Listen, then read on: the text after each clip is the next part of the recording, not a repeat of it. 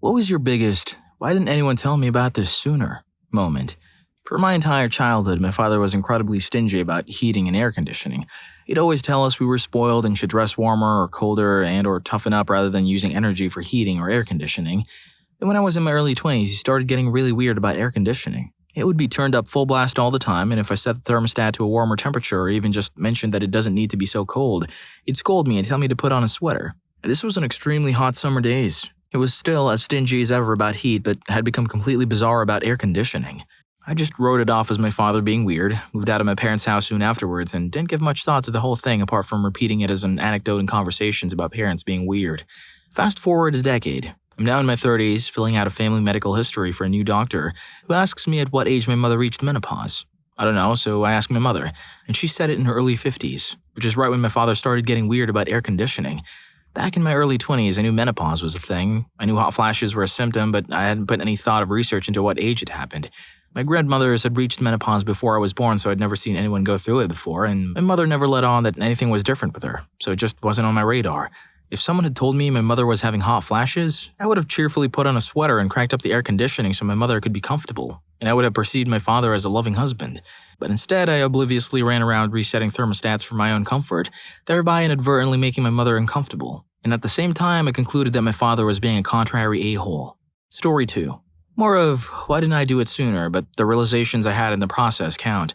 When moving to a different city altogether. To be fair, I didn't do it sooner because I couldn't afford to, but the difference it made in my contentment was huge. And if I had known that, I would have found a way to afford it. It helped me make a bunch of realizations about what I need in my life to really live properly. Notably, I need to learn how to be independent. Cooking, cleaning, taking care of myself, and generally not having my parents around to deal with things for me have definitely improved my confidence. Being clear of family problems. My parents had personal and marital issues that I started feeling responsible for, but I didn't know how to help them. I obviously will still help them in any way I can, but now it isn't a constant emotional weight. I used to live in the suburbs, and when you live in the suburbs, the only thing around you are more suburbs. I moved into a place that's close to downtown but also close to parks, and it's easy enough to get out of the city. Now I can walk pretty much anywhere I want to go, whether that's work, the climbing gym, or home after too much beer. Just taking a mental break by walking somewhere feels great. Well, it's also a good chance to listen to new music I've downloaded. My new place is pretty close to a climbing gym, which satisfies both my social and physical needs. Finding a group of people that I understand and really relate to has been the single biggest thing that contributes to my happiness. And I didn't really realize that I wasn't happy before I moved. I think I definitely would have appreciated my university years a lot more if I wasn't living at home. So to anybody who is maybe scared to move out for whatever reason, all I can say is do it. It's not easy at first, but I believe that you won't really start living your life until you do. Ironically, the other thing I wish I learned and did sooner is to spend less time using my laptop and phone. As much as I love social media, spending too much time looking at a screen turns my brain into guacamole and makes me feel disconnected from the real world. I've made it a challenge for myself to resist the allure of distractions by doing anything else. Playing guitar, baking, cleaning, anything to avoid that black hole of a distraction. 10 out of 10 has improved my life. Give it a shot. Story 3. How to take responsibility for my actions. I learned this all by myself. If I'm not spending all my energy making excuses and worrying that people will know the crappy way I behave is a reflection of who I am anymore, I know it's my own damn fault when I behave stupidly, and I can move past futilely trying to control how people see me to work on actually doing better and being better in the future. I'm far from perfect, but crap, you're right, I messed up. I'm sorry. I'll fix what I can now and do it right next time. And then fixing what I can and learning to do the thing better is a lot less obnoxious and much more productive than, no, I did it the best way I could. You should have told me when I was doing it that I was wrong. You can't blame me for this. And then worrying about whether that person now hates me for messing up even though it was clearly their fault. On a lighter but related note, taking responsibility for my stuff. I'd usually leave clothes lying on the floor after trying to pick out an outfit and rushing out the door, so even if I cleaned it the night before, my mom would disapprove of how messy it was. Once I spent the whole day trying to clean my room to the fullest extent just so my mom wouldn't try to clean it for me. Then I made it look really nice in terms of decor to impress a friend coming over. After he left, I wanted my other friend to see how clean it was, so I did my best to maintain it. I started putting my clothes in their proper place after trying them on instead of leaving them on the floor, as well as adjusting and dusting everything perpetually just in case she comes. She hasn't swung through yet, but since then, keeping my room clean and organized has become a habit. Now whenever I come home from a long day out, it feels really good to bask in the aesthetic of my clean room. Something I never valued before has become one of my favorite simple pleasures. Story 4. Like 4 years ago, my friend got me a pair of these Shure earphones for Christmas. They were pretty good earphones, not the best, but they had pretty good sound quality and decent noise cancellation. In October of this year, we took a bus up to Minnesota to visit a friend for a few days. We chose the late bus so we could just sleep during the 8 hours it would take us to get there. We're getting settled and I see him pull out his earphones, which are the same as mine, and put them on over the ear. I never wore them like that. I just kind of jammed them in the way they fit. I asked him about wearing them like that and he said, "What do you mean? That's how you're supposed to wear them." "How do you wear them?" I showed him how I typically wear them and he laughed and said, "Wearing them the right way gets a better seal for the sound." I still wore them my way until he fell asleep and then I decided to give his way a chance. Holy crap, it made such a huge difference. The sound was better, they felt more comfortable, and they were so much better at canceling out noise. When we got to the first stop, I told him, "Why the hell didn't you tell me I was wearing them wrong for so many years? This is so much better." He told me I should have read the manual, but in my defense, I didn't think I had to read the manual for a pair of earbuds. As soon as I saw Shure headphones, I knew what was going to happen. Story 5. During this time last year, I was happily going to work because I was told a raise or promotion was coming soon. On top of that, I was happy going to work because I actually cared about my coworkers and saw some of them as actual friends. Eventually, I got tired of being overworked or underpaid and I was mentally and physically exhausted. It also didn't help that a physical problem started to get worse, which was a result of me constantly working my bum off. If left untreated, I would have developed chronic lower back pain, and I'm just now getting over it after nearly 2 years since it initially started. It was towards the end of February when I realized that my hustling wasn't worth it, even if I did care about my coworkers and knew they relied on me. It was only after I quit my job that people started to let me know that they had a feeling that things would end up that way. I wish they would have said something to me while I was still working there, but I doubt I'll ever know why they didn't say something along the lines of, "You're being played, look for a new job or try to figure something out." Story 6. I was 19 when I left for college. My overprotective father was trying to drill any last-minute life tips into my head that he could before I left. Like, don't answer the door if you're home alone, and never forget to turn off the stove and things like that. I moved into an apartment a short bus ride from campus, and on one of my first days living on my own, I wanted to go to the school gym. The bus stop was right outside my apartment, and I was told by my roommate that any bus would take me right to the stop I needed. I had never taken public transportation before, because, overprotective father. But hey, how hard could it be? So I marched my happy self down to the bus stop and got on my first bus that shows up. The bus stops at each of the stops between my apartment and the school gym, and people get on and off. Everything seems to go as planned. The bus begins to approach the stop that I need, and I prepare to end what was my first ride on public transportation. However, the bus isn't stopping at my stop the way it did at all the others. My anxiety starts to kick in, and as we pass the school gym, I begin to panic. I'm looking around and no one else seems to be worried, so I just sit there and wonder what the hell I'm going to do. A couple of minutes later, a boy sitting a few rows ahead of me lifts up his arm and pulls a yellow cord running along the side of the bus. It makes a bell noise and the bus stops at the upcoming stop. I practically run off the bus and immediately take out my phone to call my dad. "I know how to lock my doors and turn off the stove, Dad, but why the hell didn't anyone tell me to pull the cord if I needed to get off the bus?" Story 7. I grew up as a sickly child. When I was a baby or toddler, my parents would discover me with blue lips and they'd rush me to the ER for a breathing treatment. I would get sick often, and if I got a chest cold, I had it for weeks. I would be so sick I'd have to sleep sitting up because I'd cough too much to lay down and I wouldn't be able to get enough oxygen in my lungs. When I was in grade school, I was so amazed that all the other kids could keep running even though their lungs were on fire. It turns out only my lungs were on fire. In my senior year of high school, I got extremely sick for 4 months. I was so sick that I'd have to walk at a very slow pace, and I'd have to pause halfway up a flight of 13 stairs to get to my high school's entrance. On my 4th visit to the doctor, I was diagnosed with bronchitis. I was prescribed oral steroids, antibiotics, and an inhaler. It changed my life. I would just recognize how it feels and tell the doctor that I have bronchitis, and he or she listens to my lungs and gives me the meds I need to heal me. Finally, when I was 24 years old, I was diagnosed with allergies. I now take a metric ton of allergy medications, but I can breathe. I've only had bronchitis twice since then, nearly 2 decades. This kid really is why didn't anyone tell me about this sooner personified. I guess it's time for a reality check for everyone. If you're as shook as I am by these stories, don't forget to give this video a thumbs up and hit the subscribe button. It'll really help me going and you won't have to suffer from FOMO. Thanks. Now let's get back to it. Story 8.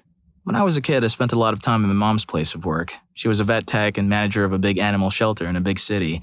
We would foster thousands of animals, but I was never allowed to have one of my own because we lived in an apartment and my mom didn't want to deal with it. Until she brought home a sick puppy, and he was so sweet that she let me keep him. He was a sick animal and the runt of the litter, so she would bring him to work with her during the day.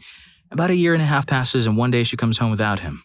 I was about 8 at the time. I question her and she says that he's at a friend's house. I think nothing of it and go about my day.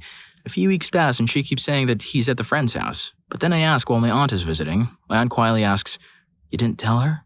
And my mom makes the guiltiest face. I immediately understand and yell, "If he's gone, just tell me. Don't lie to me," before locking myself in the bathroom for an hour. I came back out, still angry, and asked her how it happened. He was at the park when his heart gave out, and my mom didn't know what to do. So she just held him for a while and buried him at his favorite spot. She didn't know how he'd handle the talk because something like that had never come up before. But since then, she's been really honest and blunt about serious family issues. Story 9. My entire family, 8 siblings and 18 grandkids, would go camping and fishing at my dad's favorite spot. It was a scout camp that was locked up, but they obtained a key a couple days a year in the summer and winter. They had the cabins and lake to themselves. They started doing this religiously when he was diagnosed with ALS.